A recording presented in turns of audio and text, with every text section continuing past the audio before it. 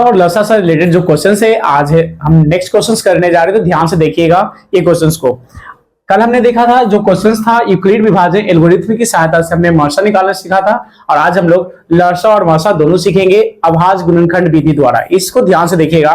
जैसे मैं एक एग्जांपल लेता हूं, सपोज दैट मैंने क्वेश्चन ले लिया। जैसे हमारे पास क्वेश्चन है कि 40 और 120 का मर्सा और लसा, ठीक है, अभाज्य गुणनखंड विधि से। कौन सा गुणनखंड? अभाज्य गुणनखंड विधि से ज्ञात करना है। ये याद रखिएगा। जैसा कि हमने कल बताया था यूक्लिड विभाजन एल्गोरिथम की सहायता से, तो आज हम लोग जो क्लास करने वाले हैं वो है बहुत इंपॉर्टेंट, जो कि एक एग्जांपल के तौर पर हमने क्वेश्चन लिया कि 40 और 120 का मर्सा और लसा अभाज्य गुणनखंड विधि द्वारा ज्ञात करें। ठीक है, आप लोग लिख लीजिएगा। सर कहा गया इसको बनाने से पहले आप लोग हल कर लीजिए। हमने सिंपल वे में सबको एलसीएम आना चाहिए, तो यहाँ पे 40 का एलसीएम ले लीजिए। 2 से 20 बार में, 2 से 10 टाइम्स में, 2 5 टाइम्स में, 5 1 जा 1। Okay, simple.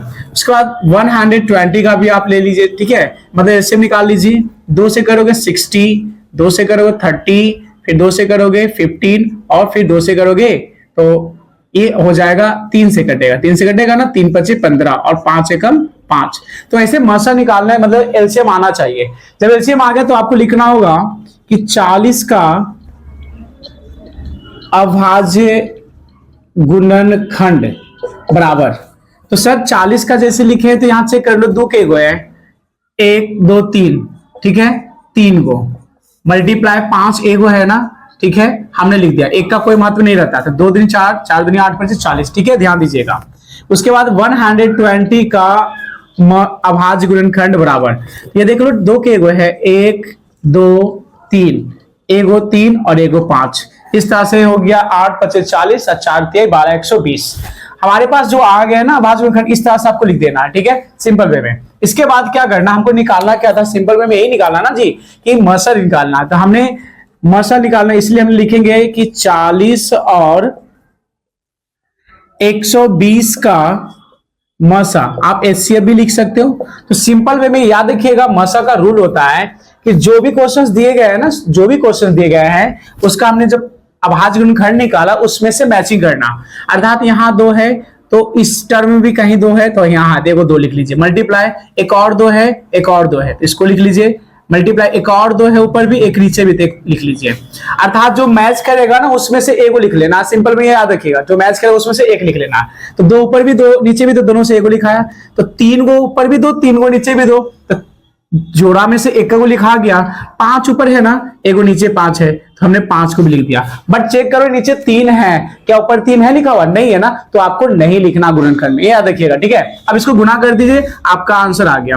2 दूनी 4, 4 थे 12, 12 5 60। ये हो गया हमारे पास आंसर। ये याद रखिएगा, जो हमने मर्सा निकाला है 60 आ गया है। एक बार थोड़ा सा देख लेने दीजिएगा। 2 दूनी 4, 4 8, 8 5 40, सॉरी गुना शेष कर लीजिए।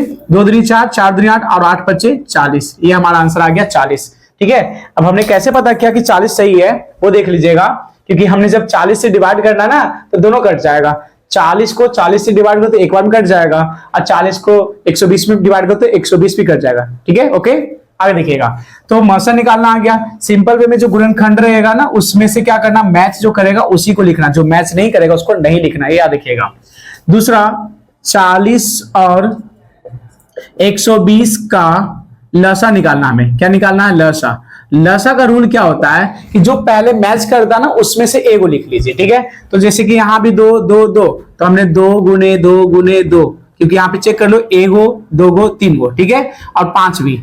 ठीक है, जो जो मिला पहले उसको हमने लिख दिया। बाकी जो नहीं भी मैच करेगा ना उसको आपको लिख देना। जो नहीं भी मैच करेगा उसको लिख दीजिए। तो कौन बच गया? खाली 3 ना, इसको भी लिख दीजिए। अब मल्टीप्लाई कर दीजिए। 2 दूनी 4, ठीक है, 4 दूनी 8, 8 5 40 और 4 3 12, 120 आ गया सर, सिंपल वे में। अर्थात हमारा जो 40 और 120 का लसा है 120 आ जाएगा, और मर्सा हमारे पास 40 आ गया। ये इसका डाटा है। अब कहोगे सर इसका क्वेश्चन ही तो आ गया, तो क्या करें, क्वेश्चंस का आंसर है तो क्वेश्चंस आ गया। कभी कभी ऐसा नहीं होता, ये तो एरर केस, मैंने क्वेश्चन आंसर लिया तो आ गया, तो आपको समझ में आ गया होगा। ठीक है, मैं नेक्स्ट क्वेश्चन चलता हूं, बताता हूं आपको। ठीक है, ध्यान से देख लीजिए।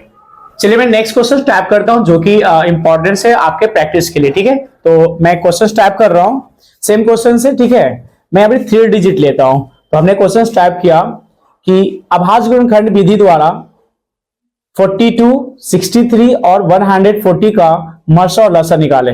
42, 63 और 140 है, ठीक है। तो जैसा कि दिया हुआ है 42, 63 और एक और डिजिट हमारे पास है 140, ठीक है, और 140, ये याद रखिएगा। 3 डिजिट हमने ले लिया। सिंपल वे में क्या करना देख लीजिए, हमने जैसे बताया चाहे 1-2 डिजिट रहे या 3 डिजिट रहे उससे कोई मतलब नहीं है। तो सबसे पहले 42 का आप क्या कर लो, एलसीएम ले लोगे, 2 से करोगे। यहां मैं हल लिख देता हूं, ये भूलना नहीं है आपको, ठीक है। 21 दूना 42, 3 सते 21 और ये 7 एकम 7, ठीक है, पहला चीज। 63 का भी आप एलसीएम ले लीजिए, मतलब क्या भाज्य गुणनखंड निकाल लीजिए। तो आप लगाओगे 3 से, 3 दूना 6, 3 एकम 3, 3 सते 21, 7 एकम 7, ठीक है। 140 का भी हमने ले लिया, 2 70, 2 35, 3 5 7 और 7 1, ठीक है। सबसे पहले हमने सबका फास्ट से एलसीएम ले लेना है, उसके बाद आपको लिख देना 42 का अभाज्य गुणनखंड, ठीक है, गुणनखंड बराबर। तो देखिएगा कि 42 का जो अभाज्य गुणनखंड हमारे पास आया है 2 गुणे 3 गुणे 7, ठीक है, सबसे पहला।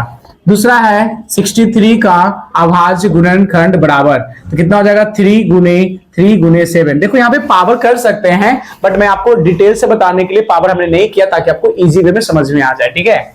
आगे उसके बाद है 140 का अभाज्य गुणनखंड बराबर हमारे पास हो जाएगा 2 मल्टीप्लाई 5 मल्टीप्लाई 7। हमने तीनों को लिख दिया, यहां तक किसी को कोई दिक्कत नहीं होना चाहिए, ठीक है। इसके बाद हमारे पास जो निकालना है ना वो क्वेश्चंस देख लो। सबसे पहले हमको निकालना लिखेंगे, इसीलिए जो अंक है 42, 63 और, ठीक है, और 140 का मसा। सबसे पहले हम मसा निकालेंगे। मसा का रूल हमने पहले ही बताया कि जितने भी डिजिट दिए रहेंगे ना उनमें मैच करना चाहिए उसके अभाज्य गुणनखंड। अगर गुणनखंड मैच कर रहे हैं तो उसको नोट करिए, वरना फिर नहीं नोट करिए। जैसे यहाँ देखिए 2 है ना ऊपर में, 2 नीचे में है नहीं है, यहाँ 2 है तो आपको नहीं नोट करना है, क्योंकि तीनों में मैच जो करेगा ना उसको लिखना। तो तीनों में क्या मैच किया, 3 ऊपर है, 3 को नीचे है, यहाँ 3 नहीं है सर, तो नहीं होगा, ये भी नहीं होगा, ठीक है। 7 ऊपर है, 7 नीचे और 7 नीचे है, तीनों में क्या मैच किया, 7 7 7। तो सबसे पहले हमने यहाँ पे लिख दिया 7, अर्थात 42, 63 और 140 का मसा हो जाएगा 7। अगर 7 से डिवाइड करोगे तीनों में तो कट जाएगा, अर्थात शेषफल 0 आएंगे। तो पहला रिजल्ट समझ में आ गया। इसी प्रकार से हमको करना आगे, इसीलिए 42, 63 एंड 140 का लसा कर लो, ठीक है, लसा बराबर। तो लसा करने के लिए हमने क्या करा, जो पहले मैच करेगा ना उसमें से एक लिख लो। तो सर इस तीनों में मैच किया क्या, 7 हमने लिख दिया। उसके बाद चेक करो, ऊपर में 2 है, यस सर। इसमें इस लाइन में है कहीं 2 नहीं है, छोड़ दीजिए। नीचे में 2 है, हाँ सर। तो लसा का रूल क्या ना, अगर 3 डिजिट दिया रहे ना तो कम से कम 2 में मिलेगा ना, तो उसमें से भी एक ही लिखा था। तो वहां ऊपर भी 2 है, इसमें तो कुछ नहीं है, इसमें है, तो इन दोनों में से कोई एक ही लिखाएगा, ठीक है। अब देख लो यहाँ 3 है, इन दोनों में से 3 दोनों नहीं लिखाएगा, एक ही को 3 लिखाएगा, ठीक है। अब देख लो यहाँ खत्म हो गया।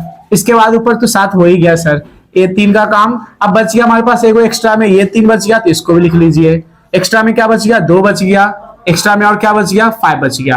अर्थात जो मैच कर रहा उसमें से एक लिखा गया, जो नहीं मैच किया सबको नोट कर दिया गया, ठीक है, ये याद रखिएगा। 2 में भी जो मैच किया ना उसमें से एक ही वो हमने लिखा, बाकी जो लास्ट में बच गया ना एक्स्ट्रा सबको नोट करके गुना कर देना है। गुना कर लो आप, सिंपल। तो देख लो यहाँ पे 3 तिहाई 9 हो गया, 9 दिन 18 और 18 पचे 90 हो गया यहाँ पे, ठीक है। 90 और 7 दूना कितना हो गया, 14 नमा 30। यहाँ देख लो गुना, आप इजी वे में ऐसा गुना करो ताकि आपको बहुत इजी हो, ध्यान दीजिएगा। हमने गुना किया 7 दूनी 14, ठीक है, 14 दिया 42, यहाँ तक हमने गुना किया 42 हो गया, 3 दूना 6 और 6 पचे 30, यहाँ तक आ गया 30 हो गया, ठीक है। अब इसको हमने मल्टीप्लाई करा तो हमारे पास रिजल्ट आ गया 0, तो 0 रहेगा, 3 दूना 6 और 4 तिये 12, ठीक है। देखिए 0 का 0, 3 दूना 6, 4 तिये 12, 1260। अर्थात गुना करने का हमने तरीका बताया आपको कि कैसे कर सकते हैं। तो 42, 63 और 140 का जो लसा आएगा 1260 आएगा, और इसका जो मसा आएगा 7 आएगा, ये याद रखिएगा, ठीक है। ये फाइनली इस तरह से हमने सॉल्व करना है, सिंपल वे में हमने बता दिया, ठीक है, बस।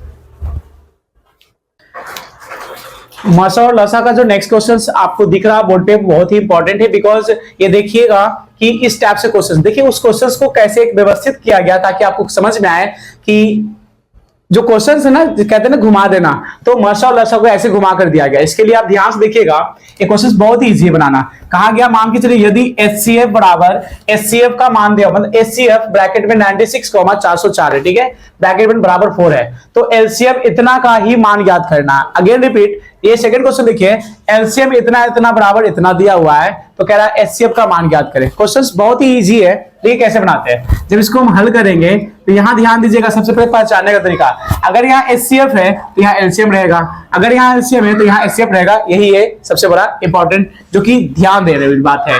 सेकंड से देखिएगा कि जब HCF यहाँ है ना, और यह देखिए जो ब्रैकेट में डिजिट है ना, ये संख्या होती है, पहली संख्या और ये दूसरी संख्या। अब कहोगे सर बराबर की प्रॉपर्टी क्या है, तो ये HCF का मान दिया हुआ रहता है, याद रखिएगा, ठीक है। अगर LCM रहेगा तो LCM का मान, HCF रहेगा तो HCF का मान, और यहाँ पे LCM कुछ नहीं है ना, अर्थात वही ज्ञात करना, मतलब कि हमको सिंपल वे में LCM ज्ञात करना। तो सबसे पहली बात हमने पहचान लिया कि हमारे पास पहली संख्या का मान कितना है 96, ठीक है, दूसरी संख्या का मान कितना है सर 404, और सर ये जो 4 है किसका मान है, HCF का मान दिया हुआ है 4। सर निकालना क्या है, तो LCM बराबर व्हाट, देखिए LCM बराबर कुछ मान है नहीं है ना, तो उसको निकालना। तो हमने अकॉर्डिंग टू क्वेश्चन जो भी दिया हुआ था हमने लिख दिया। अब देखिए सॉल्व करने से पहले एक फॉर्मूला होता है कि पहली H, मान के चलिए कि हमको ये निकालना है ना, हमको LCM निकालना है, तो हम ऐसे करते हैं HCF गुने LCM बराबर पहली संख्या गुने दूसरी संख्या, या आप इसको ऐसे भी लिख सकते हो, फॉर्मूला है ये, पहली संख्या गुने दूसरी संख्या बराबर HCF गुने LCM, ये क्या है, एक फॉर्मूला है। इस फॉर्मूला पर बैठा दीजिए, HCF का मान कितना है हमारे पास, तो 4 हो गया सर, मल्टीप्लाई LCM का तो मान निकालना है, पहली संख्या हमारे पास 96 हो गए और दूसरी संख्या कितने हो गए 404। देखिएगा मैं रेड मार्कर से बता दे रहा हूं आपको, ध्यान से देखिएगा। LCM निकालने के लिए क्या करोगे, 96 मल्टीप्लाई 404 पूरे का बटा, ये देख लो गुना मेहनत इधर आ गया तो भागा में हो जाएगा ना, जैसे कि आप XYZ का मान निकालते थे, ठीक है। अब इसको कटिंग कर लो, तो सर काटने के लिए हमारे पास देख लो, इसको अगर हम काट रहे तो इधर काट देते हैं, अगर सर कर दे तो सिंपल दो दो से काटना चाहते हो तो या फिर एक भी काट लो, 2 दूनी 4 कटा, इसको काटोगे तो 4 दूनी 8, 8 दूनी 16, ठीक है, इससे काटोगे ये हो जाएगा हमारे पास 24 दूनी 48। अब देखो काटा जो हमने है ये बहुत ही लेंथी इसलिए लग रहा है क्योंकि जो गुना करेंगे 24 से 400 इतना में तो थोड़ा लॉन्ग प्रोसेस हो जाता है। देखिए इसको तरीका भी सीखे ताकि आपको शॉर्ट में तुरंत हो जाए। 96 मल्टीप्लाई 404 है, अब इसको हमने 4 से क्या करना है, डिवाइड करना है, तो ये काटो इसको, 4 एकम 4 0, 4 एकम 4, हाँ या ना, इजी वे में कट गया ना। अभी क्या करना है, हमारे पास जो रिजल्ट आया है वो 96 मल्टीप्लाई 101 आया है। अब इसको क्या करना होता है सर, मल्टीप्लाई, तो ये मल्टीप्लाई बहुत इजी है, देखिए कैसे, मैं यहाँ पे बता दे रहा हूँ नीचे में कि 101 को मल्टीप्लाई करोगे इतना से तो ये हो गया 606, हाँ या ना, 909 सर 6969, अर्थात हमारे पास जो आंसर आया है वो एक्यूरेट आंसर आ गया 96 एंड 96, 96, अर्थात हम कह सकते हैं कि लसा का मान, इसीलिए हम लिख देंगे, इसीलिए LCM बराबर 96। ओके, कितना इजी है, क्या हार्ड लगा, कुछ भी हार्ड नहीं है। सेकंड क्वेश्चन को ध्यान से देखिएगा ताकि आपको समझ में आ जाए। देखिएगा मैं थोड़ा सबसे पहले इसको हल कर लो, जो दिया हुआ ना उसको लिख लो। तो हमारे पास यहाँ LCM है ना, तो LCM का मान कितना, देखो बराबर की ये पट्टी वाला, तो ये हो गया LCM का मान, ठीक है, कितना 672, ठीक है। उसके बाद ये देखो पहली संख्या हो गई, ये दूसरी संख्या हो गई, तो पहली संख्या का मान हमारे पास है सर पहली संख्या 96, दूसरी संख्या कितनी है सर 168। तो सर यहाँ पे HCF का मान कितना हो जाएगा सर, HCF का मान, इस HCF का मान सर यहाँ तो निकालना है ना हमें, तो यहाँ पे हमने वाट कर दिया, ठीक है, यहाँ तो कोई दिक्कत नहीं होनी चाहिए। अब हमने जस्ट लाइक एक ही फॉर्मूला बताया, इस फॉर्मूला को दिमाग में सेट कर लीजिएगा। जैसे हमने बोला आप इसको आगे पीछे करके याद कर लो, हमने याद कर लिया पहली संख्या गुने दूसरी संख्या बराबर HCF मल्टीप्लाई LCM, ठीक है, यहाँ तो कोई दिक्कत होनी भी नहीं चाहिए। सर अब इस पे मान बैठा दो, पहली संख्या का मान कितनी है, तो हमने यहाँ देखा 96 है सर, मल्टीप्लाई दूसरी संख्या का मान कितना 168 है सर, HCF का मान कितना है, देखो अच्छा से लिख देता हूं मैं, HCF का मान कितना है, तो सर HCF तो निकालनी है हमें, HCF बराबर रहने दो, और LCM का मान कितना है, तो LCM का मान हमारे पास है सर, यहाँ देख लीजिए 672, हाँ या ना, सबने जैसे से क्वेश्चंस थे ना दिए हुए, अर्थात हमने उसको बैठा दिया ये फॉर्मूला पे। अब आपको वही करना है, एक्स बाय जेड जिसे निकालते, मान लो ये एक्स है, इसका मान निकालना है, तो 96, ठीक है, मल्टीप्लाई 168, ये गुना में है ना, तो इधर आ गया तो भागा बन जाएगा, तो अर्थात हम कह सकते हैं 672 इक्वल्स टू HCF। अब देखो काटने का खेल है, मैं रेड मार्कर से काट दूं ताकि आपको पता चले। ध्यान दीजिएगा कि दो दो पहाड़ से करके देखो ना, ताकि इजी हो। 2 तिहाई 6, ओके, 2 तिहाई 6, 2 तिहाई 6, और हो गया 2 छक्का 12, ठीक है, 336 बार में इसको काटो, तो 4 दूनी 8, 8 दूनी 16, 48 टाइम्स में कट गया, ठीक है। आगे देखो, 2 दूनी 4, 4 दूनी 8, इसको काटो, 2 एकम 2, 2 छक्का 12, 8 दूनी 16, ठीक है। अब चेक करो सर, देखो कितना इजी आ गया सर, 168 1 टाइम्स में कट गया ना, तो हमारे पास क्या बचा सर, लिख देंगे सीधा करके, इसीलिए HCF बराबर, देखो क्या बचा, सिर्फ ओनली फॉर 24, सर हमारे पास आ गया आंसर 24। देखो कोई भी मैथ्स हो, आपको इजी वे में तभी बन पाएंगे बाबू जब आप इसको बढ़िया से प्रैक्टिस करोगे। मैथ के लिए मैं बार बार कहता हूं कि जोड़ घटाव गुना भागा बहुत ही फास्ट आना चाहिए, और ये सब चीज जो एक्स बाय जेड का मान निकालना ना, वो प्रैक्टिस करना चाहिए ताकि आपको इजी हो। टॉपिक भले अगर अलग लग रहे हैं, लेकिन क्वेश्चंस वही हैं जो बचपन से पढ़ते आ रहे हो ना, बस वही है, सिर्फ माइंड का खेल है, ठीक है। तो कुछ भी है नहीं, आप इसको बना सकते हो, ठीक है। Thank you.